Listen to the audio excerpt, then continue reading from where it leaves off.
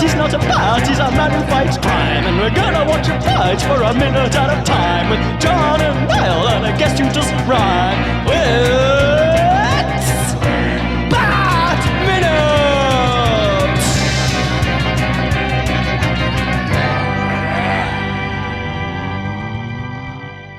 Hello everyone, and welcome once again to Bat Minute and Robin. The podcast, whether through the cold or sleet or snow, we track down all the Batman knowledge there is to know. I am one of the hosts, Niall McGowan. Keeping things nice and cool, it is I, your other host, John Parker. And we have the torrential snowfall of guests this week again. We have returning from Monday's Minutes, Toy Story's Robin Garcia. He's freezing the furnace! Hi. Oh, I can't wait to talk about that. And returning from Pele Media, Brady Crane. Hey, what's going on? Good to be back. And yeah, so might as well just jump on in here because we're talking about minute 14 of Batman and Robin, and this minute begins with some precinct protectors plummeting down a pipe. And it ends with a lunatic and his loot getting reunited. Oh, so you were much classier. When I wrote a note, I just put it ends with a chilly bird. Chilly bird. That's still pretty cool, though. She's been out clubbing all night. She's a chilly bird. You need to set that in some water overnight to thaw it. Every woman in Liverpool is chilly, because nobody here wears a coat, even in the winter. But yeah, as you alluded to there, Robin, we do get one of the most obvious bits of like ADR. Every line in this movie is ADR. Don't you even? But this one in particular is like nobody knows what's happening, so you got to get Chris O'Donnell back in to go, he's freezing the furnace. I'm glad you said that, because that's the exact note I put. I've put, this smacks of a line thrown in because nobody had a clue what was going on. Notably not in the script, so it's just like, well, they obviously added it after. Falling into. I mean, it's you really can't tell. No, you're right, Brady. You cannot tell whatsoever. Yeah. And I still don't fully understand how they don't die, but okay, that's fine. Well, they got grappling hooks. They're the surf lords. You don't remember this?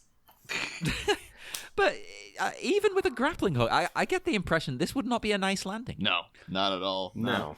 But I do have to say, rather than getting in Chris O'Donnell, like, I don't know if you guys are aware of, like, one of my most beloved things in recent years is the discovery of Arnold Schwarzenegger's audio commentaries in his own movies, where he's just describing what's happening on screen. So if it was like the Terminator, he'd be like, here I am in the gun store, and I'm asking the man to hand me the ammunition, and then he shouldn't have done that because now I have shot him, and all this kind of crap. That's a real thing? I've never heard of that. Oh, yeah, very much so. What? But it would have been great, though, if this was like, they got Mr. Freeze going, just like, I am now freezing the furnace because I want to break my fall, but Batman and Robin are chasing me. So you said grappling hook. I had battering down, and I knew that wasn't right. But thank God for conveniently placed air vents or whatever it is that the thing goes through, like and just the right vent. timing. Yeah, whatever that is. And I started thinking, Spider-Man must always be thinking, thank God for that flagpole or whatever it is that I just happened to score. Yeah, I just picture that America is full of vents and flagpoles. Oh, it's true. That's how Pretty we are. much. Yeah. 90% of our infrastructure is those. See, I thought this was like one of those, like a giant smoke pipe from like, what do you call it, a smokestack or whatever, from like a factory or something that they were finding. What is a furnace for in a industrial setting? Is this a metal works? Because it seems like it's just a big empty tube. See, I like to think it's the Max Schreck Memorial Nuclear Power Station that they built after he died. It is like right in the middle of the metropolitan area though. There's this giant, like you're talking about, factory or whatever the hell the furnace is doing there. And I thought the smokestack thing too, but I think we're putting more thought into it than the writers did. Yeah, they just needed a cool setting, and it's like, well, just put it in the city, it's fine. A cool setting, huh? Oh, in particular though, was he always like? I guess it would just be random happenstance. Because this shows just how powerful his gun. I mean, this is the most impressive thing he does in the whole movie. I mean, he's not only is he freezing to slow himself down, which on that in a minute, believe me, but he's freezing a furnace, and furnace is hot. Yeah, that's how powerful it is. We don't know. I've brought this up a few times. We don't know what chemical it is. People just think, oh, it's freezing water. No, not necessarily. It could be any kind of chemical that creates a freezing. I do have a lot of notes this minute about just like, how does this freeze ray work? Like, what is this thing? Okay, so if it's gonna slow his descent, it has to push. The gun has to do a push. I don't know if it has settings. It has to have settings, right? Because he shot at Batman's wrists for like several seconds each. If that was with a push, then he would have frozen the entire inside of the rocket, and Batman's wrist would be paste. He would... Yeah. But, like, his big old heavy suit, and he's shooting it, like, at such an angle that it slows his whole body down, and he doesn't, like, get ripped to shreds. It's just... He also, like, lands perfectly on the ice, so he's got grounding powers with his school, like he's on a surfboard or something. Like, he... especially since a lot of the times we see him standing on ice and shooting his gun, and his gun also push, so what... How does he not just go sliding backwards every time? Why doesn't he use it as a rocket to just, like, go super fast and fly? So I guess it would, because we know that the suit does have, like, crazy strength, so I guess it has to maybe to withstand the recoil of firing the gun every time. If it's that powerful, it's like handling a friggin' cannon or something. Yeah, maybe, that won't do anything when you're on ice, though. The whole thing doesn't make a goddamn bit of sense, and I love it for that. Right. It doesn't need to. So you used to get Keaton and Val Kilmer always complaining that it was so hard for them to turn their head because of the thickness of like the rubber. Yeah. And you can clearly see that they took care of that problem in this when it just looks complete. Because George Clooney's like getting stuck in the doorway. I know I'm kind of jumping ahead a little bit here, but I mean, it's so rubbery to the point that like even the eye holes or whatever in the cowl are starting to shift. Yeah, that is a problem with this. Like, considering the budget, like, and a lot of the movie looks great, don't get me wrong. Some things do look cheap, and the one thing there, it's the suit. Doesn't... It's kind of... I think, did you say it now? It looks like you've got it from a costume Yeah, store. it looks like someone's bought a Batman costume rather than this man has made a Batman suit. Like, I should also say as well, like, it's one of my things I really dislike about the Clooney's outfit is his eye holes are way too big. Yeah, he has to put, like, really dark eyeshadow, like, up to his brows with it. Yeah, I don't know why they're so big. Like, it's like You'd think when he changes back to Bruce, people are like, whoa, dude, are you going through, like, an emo phase, or what's going on, man? It's like, I've been going through it for 30 years. That's going to be the Robert Pattinson one. He's the emo. Oh, they had that one shot of him in the trailer where he does he has the raccoon eyes and stuff. I was like, that looks insanely emo. But I love it as well because, of course, Batman would have that when he takes the cowl off. Except in Batman Returns when he does take off the cowl and it's like, where did the makeup go? Where'd it go? I will pause it though, because we mentioned last week, like, what the hell is Mr. Freeze's whole scheme going on here? And we couldn't. But now I think. And I'm really giving this movie the benefit of the doubt. I'm certain that this is not what they were thinking, but we do know eventually that at this point, Mr. Freeze's plan is to hold the city ransom so he can get the billions he needs to continue his research. And maybe at this point, like, the whole thing with the rocket and Batman was he was hoping that Batman would show up, he would get him in this rocket, he would then use that rocket to turn a section of Gotham into a crater, I guess is what Clooney says. And maybe it's because, like, well, I'm new in town, so I need people to know who I am. So his whole scheme was to get Batman out of the way right off the bat, as it were. And then to actually, like, destroy a significant part of the city. So then when he is like, it was me, Mr. Freeze, take me seriously because now my actual threat is here. But everyone will pay attention because, like, oh, he's the guy who did that already. I mean, honestly, he could just go flying around in a plane and shooting his gun down to do this, because this is he freezes the furnace, and he terraforms it completely. Like, it is snowing in there. That's a question I had. So I did some research, because I was like, why is there so much crazy snow down here? Like, I get that it's, he's used his freeze ray, but that kind of doesn't make sense. The draft explains. Oh? Sort of. It's an icicle gun. Well, no. Batman and Robin race towards Freeze, who's, fleeing down the other end of the corridor. And he points his gun at the ceiling and fires. And the sprinkler system pipes explode, forming a mighty, intense blizzard. And that would almost kind of explain the, bullshit foot-long icicles. Because icicles specifically form over time by dripping freezing water.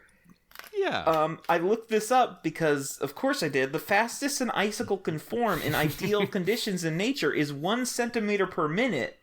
So, I like to think that because, we were mentioning how it's not a clean fall that Batman and Robin make on the ice. Maybe they were just, nursing their ankles and, getting up and be like, oh, man, are you okay? And this whole time, Mr. Freeze and all his little ice minions are, doing some interior decorating. They're freezing stuff around. They're putting up, snow. They got a big snow machine in there. And they're, just for this one, they're setting up the aesthetic. It would be something actually. This turned out that this was the ice cream factory that Mr. Freeze hides in, and Batman just didn't think to look in the next room. But just I just looked went one room over. I realized that this was already Mr. Freeze's hideout. So he's like, "Oh, I've been here for some time. I was aiming for that pipe because this is my home now." The thing is about the grappling hook that bugs me is that it doesn't, it makes me go internally, where's the trigger? Where is it? Because, Spider-Man, he's got a little thing in his palm. That's why he does the little hand motion, because he has to press a button to shoot the webs. But with this, you see, Clooney's got, or whoever's hand that is, it's not George Clooney's hand, but he's got his, a fist. So maybe it's a similar thing. That's what sets off the grappling hook. But Robin's palm is wide open when it goes off. So it's how are they setting them off? His grappling hook is set on his wrist, so it should have been there the whole time. I think what you don't see is off screen. He's with his other arm. He's cranking a little crank, and it's hand powered, and it's just shooting up that way.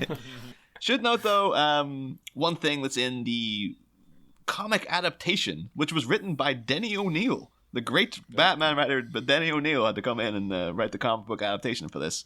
Mr. Freeze actually not so much slows his plummet with the ice rays that he sprays the sides of the pipe and creates an ice bridge, which he then kind of slides down, which is one of those things I can imagine that might even have been in the script at some point, and they're like, it's a bit expensive. It's a bit how are we going to do that? Let's just honestly, not do it. I could see that just happening off screen, because we see 4 shots of Schwarzenegger pushing open big weirdly patterned doors in his big heavy suit, and then we cut to Batman and Robin running, and then Schwarzenegger pushing up a door again, and then running and door, and he has to have a lot of ground on them to get that much far ahead of them. So he must have been shooting his gun behind him and all this stuff. There's a whole action sequence in this minute that we don't get to see. Yeah, and there is a bit more of it in the draft. There's stuff in there. It doesn't sort of go into the details, but it says, how they're going through multiple doors. There's a big chase. It's not 5 seconds. But the thing, I do have a kind of beef with the door thing. Is that it's kind of a testament of how times have changed in the matter of 8 years since the first movie, where the casting of Michael Keaton was it was at an era of action movies where they're moving away from the hyper masculine, like the Arnies and the Stallones. And then around that time you get John McClane in Die Hard, who's just a guy. You get, Martin Riggs and, Murtaugh. They're just dudes. They're nothing. And then their Bruce Wayne is instead of being barrel-chested Ben Affleck beating up a tire with a sledgehammer, that kind of Batman. It's a guy with gadgets and stuff. But then you get in Arnie, and in this, this fight, the little things like Arnie's trying to push the door back on Batman, and Batman is so friggin' strong. He is like holding his own and able to push it back and stuff. It's like it's kind of weird that we've gone in a scenario like where Clooney looks like just a normal guy, but he is actually as strong as the friggin' Austrian oak himself. It's just kind of a weird juxtaposition of like, well, Batman ain't supposed to be like Muscle Man, but he is going toe to toe with a Muscle Man and ain't breaking a sweat. Arnie is definitely tired here, though. He just pushed open 4 of those big heavy doors, and he's wearing that much, that big heavy suit. I think it's a tired. It's tired Arnie, and Batman's just, this shows what stamina he has. You see this kind of Batman. He's got the proportional strength of a bat. He's got stamina for days. He can just keep going. I do like the idea though, like, Mr. Freeze getting tired, pushing open these big metal doors, and then Michael Gough, who had his Alfred in '89, having to friggin' open and close that bat suit door, which was like a giant safe as well. It's just like amateur. It's especially hard for Mr. Freeze, because he can't sweat. He can't, like, what is he gonna pant or something? Like, he's already Sub-Zero. It's hard for him to vent any heat. Yeah, it'd be like a dog. He's just like, yeah, he doesn't sweat, so I guess he has to pant everything out. Yeah. Well, even just his aerobic respiration in his muscles has to work differently. It's not a good long-term solution. I should also say though, one of the weirder things in that comic book adaptation that we didn't mention the way back at the start is that it begins by specifying that it's a movie. Like, instead of the whole opening in the Batcave, but it opens with like the Batman and Robin as actors on a set in front of a green screen, and the back of a director with a gray ponytail, which is blatantly Joel Schumacher, going action, and then it cuts into the movie, and then at the end, it's instead of going like the end, it goes, that's a wrap. So I don't know what Denny O'Neil's attitude there is. It's like, this doesn't count. Weird. This ain't Batman for real. It's stupid. This is like a stupid movie thing. So I'm putting that at the forefront of this comic book adaptation. So in case anyone thinks that this is actually in DC continuity, I'm specifically saying, no, this is a movie within the DC universe. I think that's what it is. It's sort of like they know ahead of time, like, this isn't going to play too well. It almost kind of works though if you take that as maybe within the Michael Keaton universe, and when they bring Keaton, this is a movie about him. Maybe when they bring Keaton back, they could have an allusion to Batman and Robin, and be like, yeah, that was a movie they made about me, like they did with Logan when they had, was it the deleted scene in Logan, or was it actually in the movie? But there's a bit then where they were talking about like, the X-Men comics that they have. Yeah.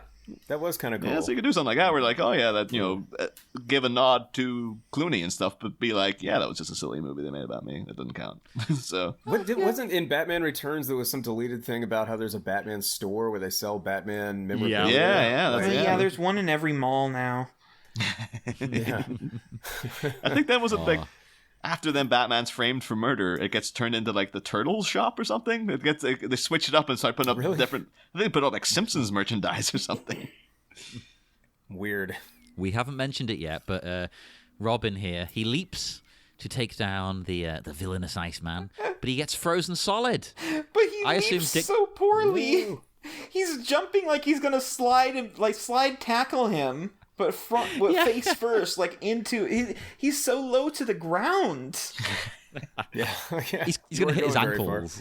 But it's a real moment. Speaking of friggin' Jake Lloyd, Anakin Skywalker, last minute, it's a real Attack of the Clones moment of like, we'll take him together. No, I'm taking him right now. It's like, Anakin, no. It's like, it's the same energy. It's like, Robin, what are you doing yet? It's just like teamwork, for the love of God. But like, why shouldn't Robin be doing this? I mean, Mr. Freeze can shoot them if they're standing still or if they're running after him. And why didn't he do it sooner? Yeah, that's a good point.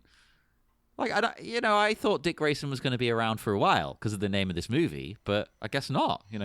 Let's pour one out for him. That's the genius of it. Yeah. The original title was Batman in Memory of Robin.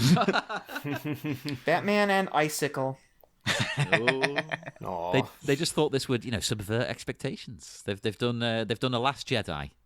But it's so we do get like and I'm talking about things taken from the animated show. I don't know if this is an thing, because this is what happened on countless times in comics and stuff, but there is an episode where Mr. Freeze is just looking to get a quick getaway, and he just turns around and freezes Robin, And it's like, well, deal with that. And, they could have taken that from that episode. Here's actually a quick question, because I was kind of surprised in looking at this. How many episodes of the animated series would you say Mr. Freeze is in? I don't know offhand. I watched that religiously growing up. I can't. Yeah, I watched it growing up, but really never since. So I don't. In the Batman animated show, Mr. Freeze is in 3 episodes. Oh, I thought you were going to say wow. that. Because you were asking us, it's like, well, it's got to be stupidly low. Yeah, technically you could say it's only 2, because he's in Heart of Ice, which is the original one that everyone's like, that's the one that won the Emmy and stuff. And then there's Deep Freeze, which is the follow up they did like a season later. And then technically, that's the guy who reported Nixon. Yeah. But great if it was like, do you want to look into the recordings? It's like, call me Deep Freeze. But then they did the new Batman Adventures, which is the animated series, but they rejigged all the the designs and stuff. And then he's in 1 episode of that. And then it's like they did Sub-Zero movie. And then you didn't see if you saw him in 1 episode of Batman Beyond. So it's like, yeah, he's big iconic role, but it's like he's only really in the show at a glance. They use him very sparingly. That shows it's a good character, because if you can make that impact and be in it so little, it's like, well, obviously you're doing something right. Yeah. You don't want to overexpose these. The thing is, like, if you look up then, it's like, the Joker is in like 14 episodes of the animated series, 7 episods of the new Batman Adventures, and 5 episodes of Justice League. It's like, they're using him quite a bit, but like Mr. Freeze, like, nah, you don't ever need to do him. A little will go a long way with this guy. Well, not long before the animated series really brought him back to the mainstay, he was he was famously a forgotten villain. I mean, there's a whole run of Animal Man, where he basically, because that series gets very, the Grant Morrison Animal Man gets super trippy, but there's a whole sequence where he's in a land with a bunch of characters that have been written out of continuity, and the big head honcho there is Mr. Freeze. He's like, why am I not in anything anymore? So disappointed though you said Animal Man and not Manimal. I was like, Mr. Freeze was in Manimal. Manimal. Far out. Manimal Lecter. Oh man, there's a meme right there. So someone get to that. I grew up watching Manimal, not knowing it was considered a bad show. I was just like, this is great. And in my mind, there was 1 million episodes of it because it was just on loop. But it turns out there's like 1 season. That's awesome. Wasn't the guy from Jaws 3 in that? Yeah. Oh, God, yeah. The shark? Man, I really hope I don't go down in history as something like, the guy from Jaws 3, that someone doesn't refer to me as something like that one day. When I was a kid, I actually liked Jaws 3 just for the novelty of me having the crappy 3D version of it. They got that image of that shark breaking through that freaking glass. Oh my It's just like, that will live in infamy as much as Jaws 1, quite frankly. In a way, yeah. Yeah. Oh, but speaking of the frozen robin that we brought up there, I decided to bore everybody and research. Well, I'm not going to say research. That sounds very advanced. To look into the science of cryopreserving animals as well as the human body. Cryopreserving birds, hopefully. That's what. No.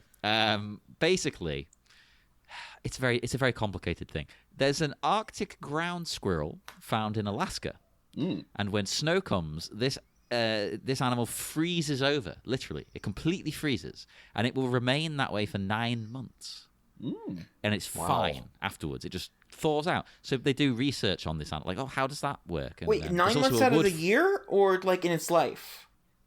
No, out of the year. It can be frozen for 9 months. No, then that's not a squirrel. Most of the time, it is a frozen piece of meat.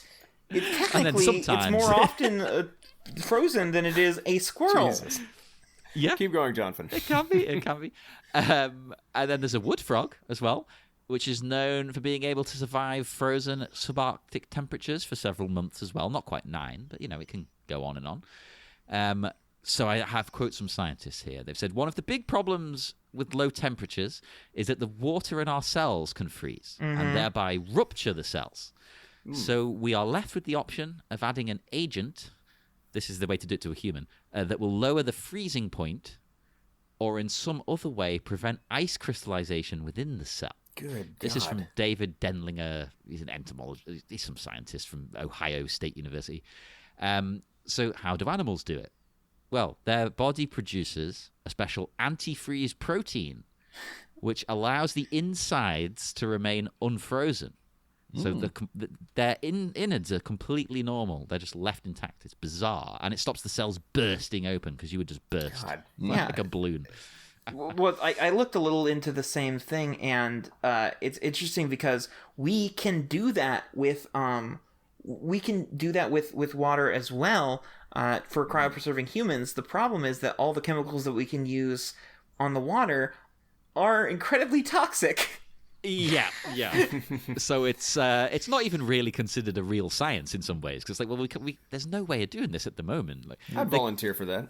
Oh, you'd want to be frozen Right now, No. or like when you're really old? Yeah, no, just freeze me now so I don't have to deal with any of the shit that we're putting up with these days. Brady's like, I want to be frozen, but I want to be frozen in the exact pose of Robin in that one bit of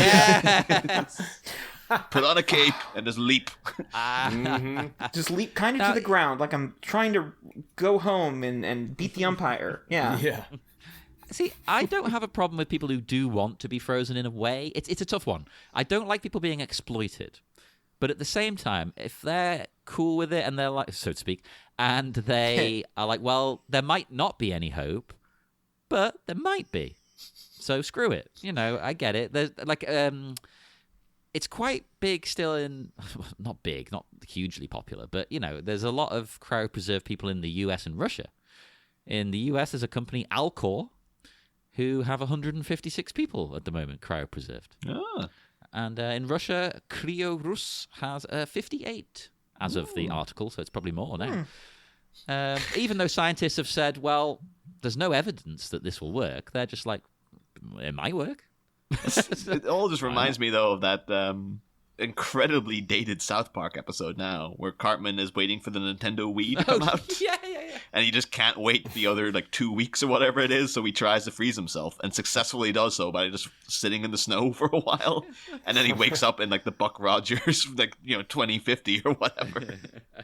But anyone now going I want to be cryogenically frozen. It's like the Nintendo Wii will come out eventually. Jesus Christ, just hold your horses, would you? No, I'm all for freezing. Everyone should be frozen. Yeah, Brady, I have news for you that you don't need to freeze yourself because the Nintendo Wii has been out for a number of years now. Wait, what? Really? Holy shit.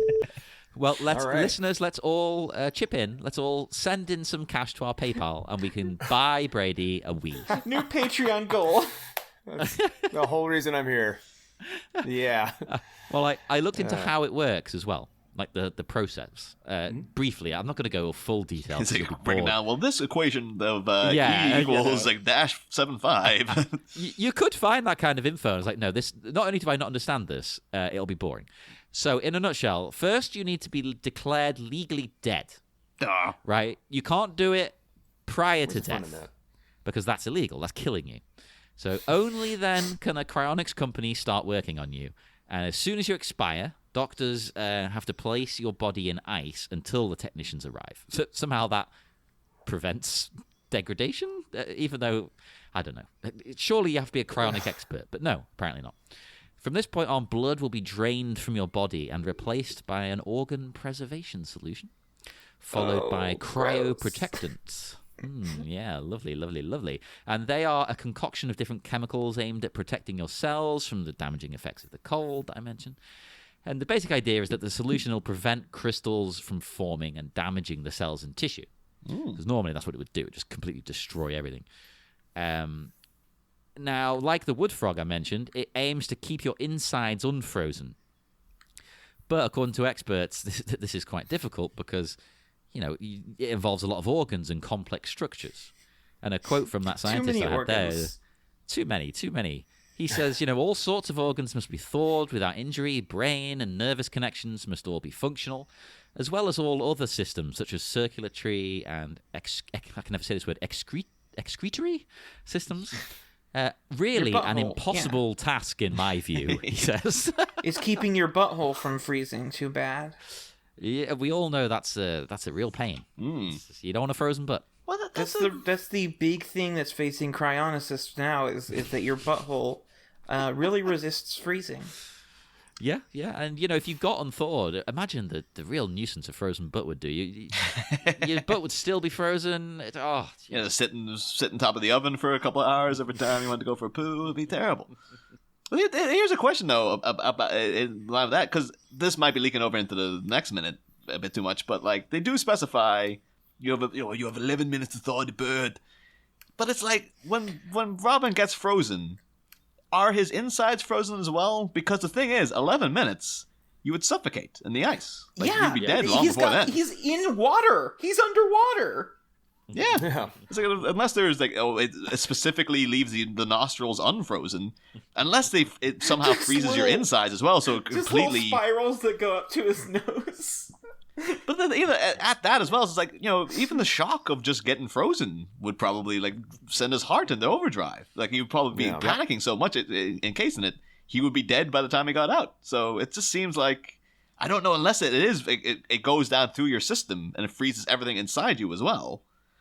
But I'm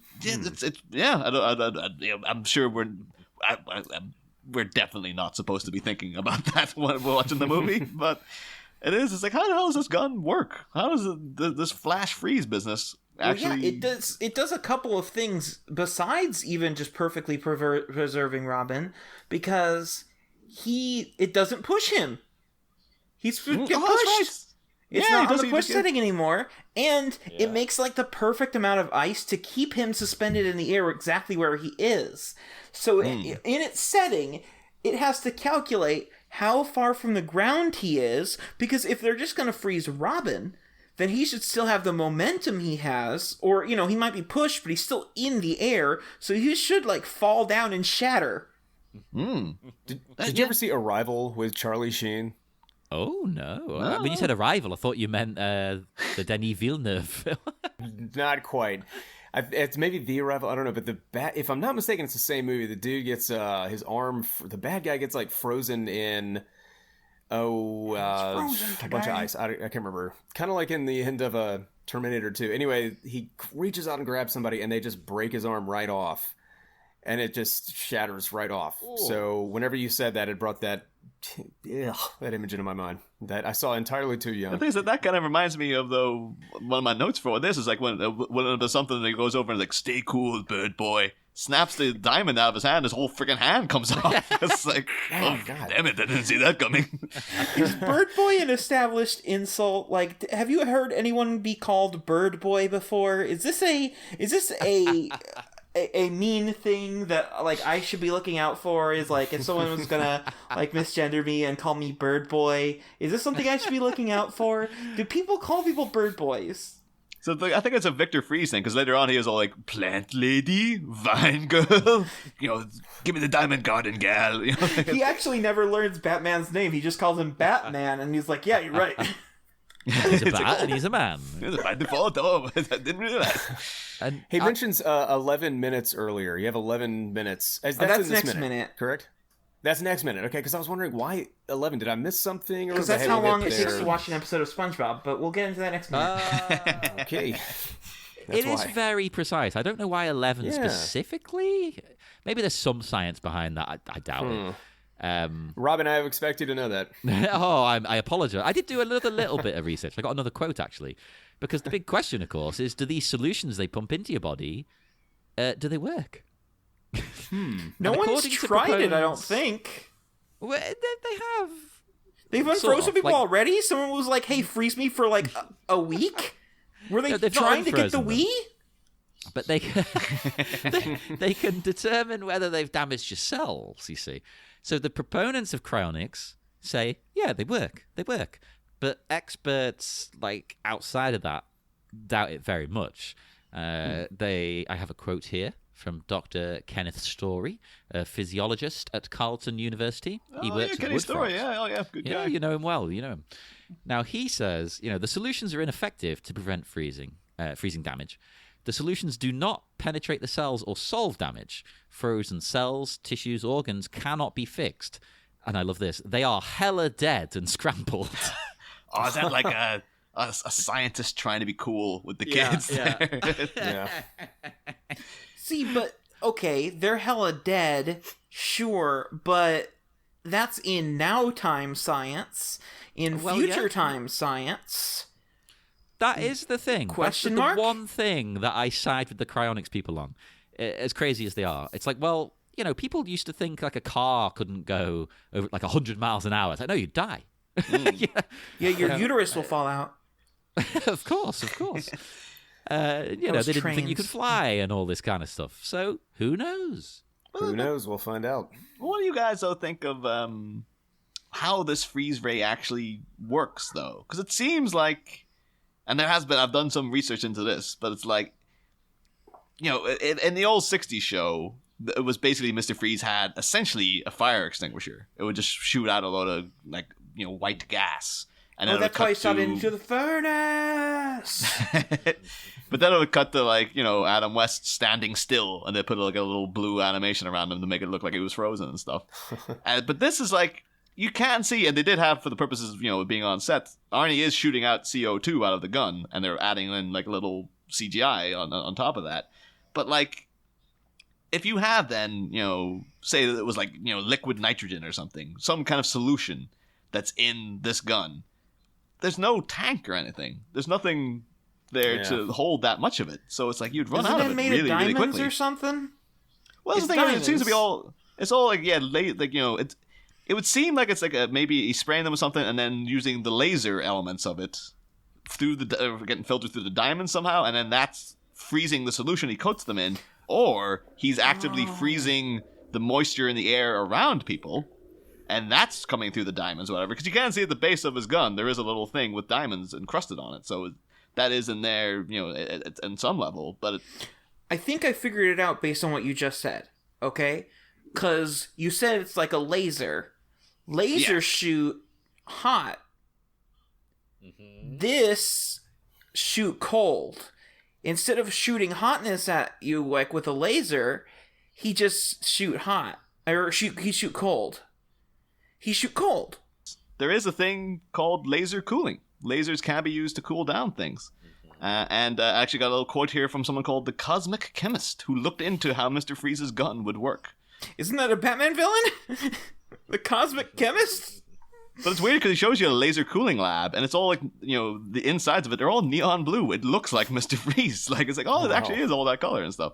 But it says, he does say the temperatures achieved by modern laser cooling are far lower than the temperature needed to freeze water. Did Mr. Freeze hit upon precisely the right wavelength needed to freeze enough molecules to create a freezing domino effect around the frozen molecules? If you get enough molecules to form a cluster, that cluster might work as a reflective surface, scattering the beams into more directions, thus slowing down a greater number of molecules, Jesus. a veritable domino effect. And, It's Ice Nine. It's just Ice Nine. but still is like, so. I guess it would have to be but then the gas is coming out would have no purpose to it. It would just need to be a laser. But it's you can see though like a kind of smoke come out as well. So you would assume it's supposed to be a thing that's coating people, and then he freezes that. But you know, apparently then like war result. And even when every time he kind of cocks the gun, it does sound like something's loading into like a barrel into a chamber or something. I thought with the smoke, I thought it was just like it's like when you breathe and it make the thing in the air. Like maybe there's a little heat coming off of it because it's got to vent heat somewhere, right? That is true. Yeah. So, well, yeah. Though with Mr. Freeze, it's like you think would that not be completely abhorrent to him? Like I won't even hold something hot, but it's for a thing that does not exist, although people say that it could exist someday, you might well be able to make a freeze ray. It is a kind of If baffling you thing. believe It's in like, yourself. it could at least have had like a tank at the back of it, or a tank on his back, and have a little wire connected to it. Like that's where the coolant is coming from. But it seems to be like, no, it's just this gun has a laser, and the laser freezes things, I guess. It would seem to be, let's just assume, freezes the moisture around people. And it does. Is it freezing people's insides as well as their outsides? I don't know. Like, I'm impressed either way. However he makes this work. Yeah, it's great. Works for me. we'll say disappointed though in that this is a movie with, you know, needless references. Like you had friggin' Batman sliding down a Brachiosaurus a la Fred Flintstone. And as soon as he says, like, oh, stay cool, bird boy, in my head, you could go, stay cold, birdie boy. could be like Stay Gold, Pony Boy, in The Outsiders. And it's like, Yeah. you're right there. Just do it. You had a Point Break thing the last minute. That had do it. Patrick Swayze in it. Just go and do another Swayze movie in this minute. And they're like, oh yeah, the Outsiders is coming up now. But it's like, yeah, stay cool, Bird Boy. I do like it as a burn, as an ice burn, as it is. Ah, yeah. That's freezer burn. I think, Robin, you've had more ice puns than are in this movie that we're doing. And like minute and a half. That is pretty awesome. Well, you've That's a come tall across order. my secret goal for the being on the show. Good job. You There want we to go. one-up Arnold Schwarzenegger. But Yeah. Screw him. But yeah, we're kind of at that. Does anyone have any other notes for this minute in particular, or shall we it for me. roll on? No, Not this noted out. specific one. Yes, we will head off again into the dark, dark night. And we will do plugs again on Friday. Screw it. That's our new policy. Wednesdays, we let you off. It's the middle of the week. Go have fun. Have a drink. I don't know. Watch a Batman movie. Because everyone's just There like, you oh, go. thank God, I got so many more seconds of my life back not having to listen to plugs. Exactly. Go chill. Chill. Chill. And we will see you again Stay on cool, Bird Friday. Boy. Stay cool, listeners. We'll be back. Next time, holy poached partner! A Teutonic terrorist taunts before turning to take flight, leaving an icy ultimatum for a defeated Dark Knight. The slip may have been given by the cold kernel of crime, but can the bat boil an ice-basted bird boy in the nick of bat time? Stop by for a serving of Eggs Benedict on Friday, Bat Minute mates. Same Bat Pod, different Bat Minute. We'll be back. Arr.